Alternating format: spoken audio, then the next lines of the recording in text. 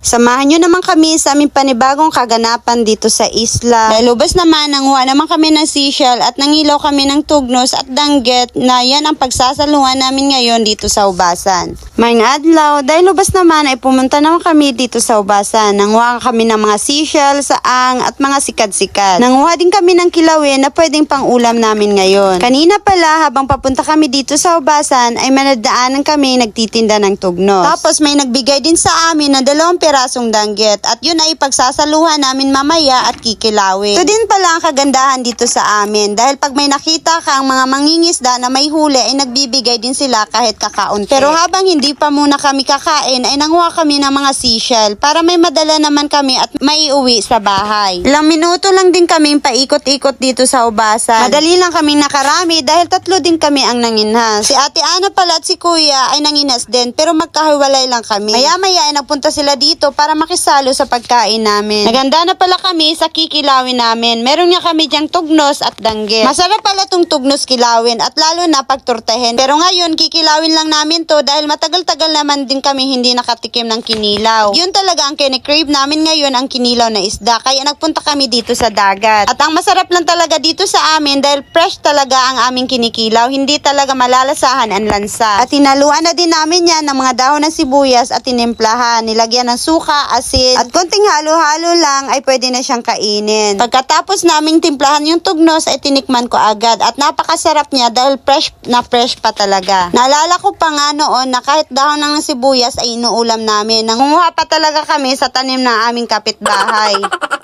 Pagkatapos namin sa tugnos ay nilinisan na din agad ni Kuya tong mga danggit. Kikilawin lang din namin to pandagdag sa ulam namin ngayon. At meron nga kami tinira ng sibuyas para dito sa danggit. At nilagyan na din namin yan ng asin at suka at ready na siyang kainin. Naghain up din pala ako ng kanin dahil naglalaway na kami sa mga kinilaw na ginawa namin. Gutom na talaga kami ngayon dahil hindi kami nananghalian. At ang oras pala ngayon ay 4:00 na ng hapon. Tamang-tama, sasabayin na namin ang snacks at pananghalian.